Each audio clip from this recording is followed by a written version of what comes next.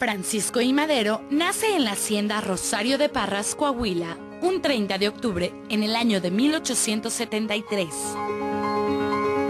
En su juventud estudió agricultura en Maryland, Estados Unidos, y después se dedicó a estudiar administración en Francia y California. Tuvo todos estos privilegios porque fue hijo de Francisco Madero Hernández y Mercedes González Treviño, dos agricultores adinerados que le dieron a Francisco hijo toda la educación que él quiso.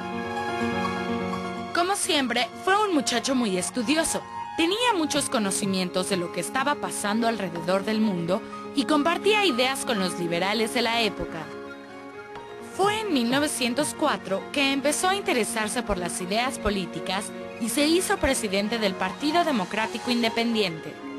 En 1908 escribió un libro llamado La Sucesión Presidencial de 1910, que hablaba sobre sacar del poder a Porfirio Díaz y el poder que el pueblo podía tener para lograr esto.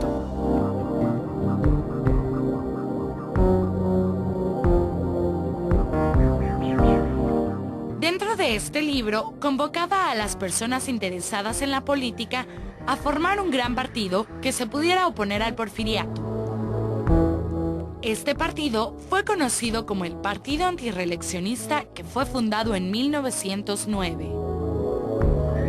Gracias a este libro, Madero pudo hacer una campaña muy grande a lo largo de todo el país, para que el día que fueran las elecciones, Porfirio Díaz no las ganara.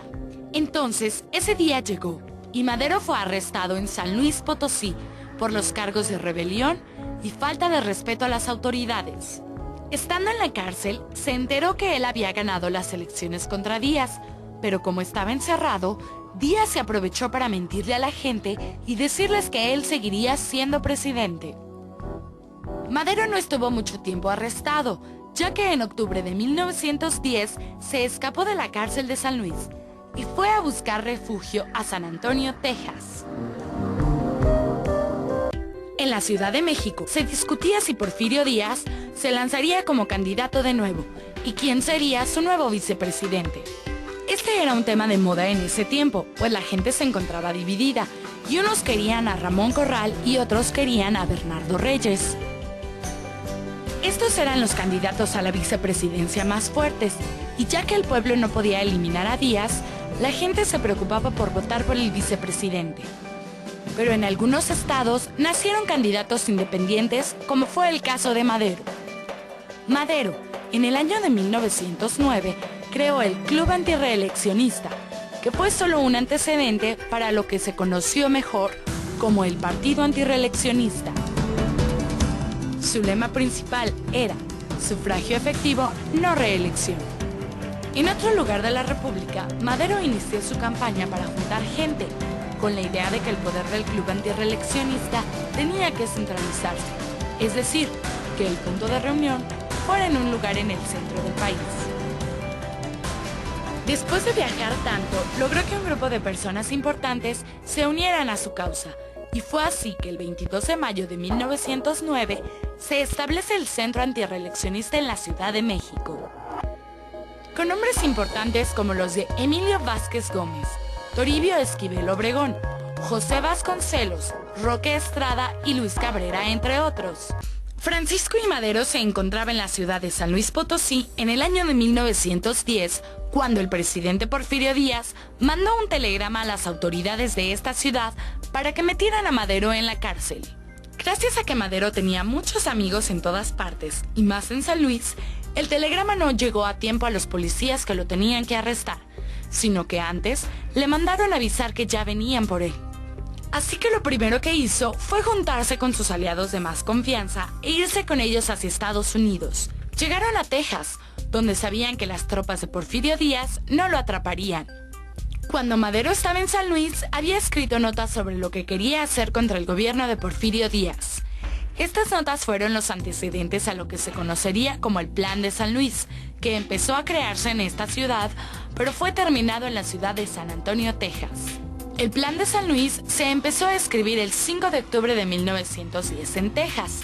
Principalmente, invitaba al pueblo mexicano a levantarse en armas, ya que por todos los medios pacíficos que habían intentado quitar a Díaz del poder, no lo habían logrado. Este plan pedía que se desconociera la reelección de Díaz, que se hicieran de nuevo las elecciones y que existiera por fin la no reelección. Todo esto lo habían estado pidiendo desde hace mucho tiempo por las mejores maneras, pero como a la gente que estaba bajo el mando de Porfirio Díaz no le interesaba, Madero pensó que la mejor forma de lograr lo que querían era motivando al pueblo a levantarse en armas contra el gobierno. Dentro de la realización de las elecciones, Madero se proponía como presidente interino, mientras el pueblo se organizaba para votar por el próximo presidente que muy pronto lo representaría.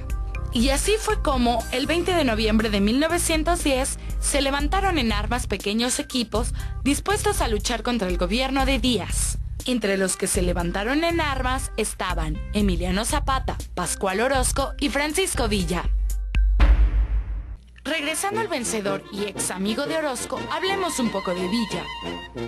José Doroteo Arango Arámbula, mejor conocido como Pancho Villa, nació en Durango en el año de 1823. Su origen es muy desconocido, ya que no hay versiones oficiales de por qué se cambió el nombre a Francisco Villa. Lo cierto es que fue una forma de proteger su identidad. Mucho tiempo en su adolescencia fue bandolero y vivió al margen de la ley. En 1910 se unió a la revolución y fue ahí donde comenzó su fama. Villa fue llamado el Centauro del Norte y estuvo encargado de la División del Norte, manejando a su ejército muy cerca de la región estadounidense y dándole así ventaja sobre los ejércitos que venían del sur y centro del país. Fue conocido por su gran agresividad y, como ya se había dicho antes, inició la campaña de Orozco, pero por diferencia de ideas se separó de él, convirtiéndose en su enemigo. Villa se unió a muchos bandos, así como el maderista. Después se unió a Zapata y Carranza para derrotar a Huerta. Y una vez que lo habían logrado, se volvió a unir con Zapata en contra de Carranza, porque no les cumplía lo que ellos pedían. Así fue que Villa fue y es considerado uno de los mayores caudillos de la revolución, pero también es visto como un sanguinario y bandolero, ya que nunca se mantuvo al orden de la ley. Este bandolero muere asesinado en una emboscada en Hidalgo del Parral, Chihuahua, el 20 de julio de 1923. Pascual Orozco Vázquez fue un revolucionario que empezó apoyando el plan de San Luis de Madero y después lo traicionó reconociendo el gobierno golpista de Victoriano Huerta. Orozco nace el 28 de enero de 1882 en San Isidro, en el municipio de Guerrero, en el estado de Chihuahua. En su juventud se dedicó a transportar piedras preciosas y minerales, lo que le dio un poco de dinero para mantenerse. Se convirtió en un pequeño empresario que con esos ahorros compró una pequeña mina de oro. A principios de 1900 se interesó por las ideas de los hermanos Flores Magón y en 1909, con su propio dinero, empezó a importar armas de Estados Unidos a México. Todo para apoyar a la revolución que se estaba empezando a pensar en el país. Orozco fue considerado como un traidor, pues a pesar de que en un principio estaba con Madero, empezó a caerle mal por sus ideas. Otro que también apoyaba las ideas de Orozco fue Francisco Villa. Orozco y Villa tenían algo en común, que eran hombres muy violentos, y esto fue en parte una de las razones principales por las que Orozco y Madero no estaban de acuerdo en muchas cosas. Al momento en que Madero creó su gabinete, Orozco quería el puesto de Ministerio de Guerra, pero se le fue dado a Venustiano Carranza. Esta fue la gota que derramó el vaso, pues eso hizo que Orozco organizara la traición contra Madero, la decena trágica y la victoria de Victoriano Huerta. Después de que pasaron estos sucesos trágicos para la ideología revolucionaria, Orozco intentó hacer que Zapata se uniera a él, a lo que Zapata respondió que el ejército del Plan de Ayala no se unía con traidores. Entonces fue que Orozco perdió fuerza y sabía que Huerta lo enviaría a pelear contra Villa en el norte. Así fue como perdió una batalla contra Villa y huyó a Estados Unidos. Pero fue al intentar regresar a México que fue asesinado el 30 de agosto de 1915 en territorio tejano.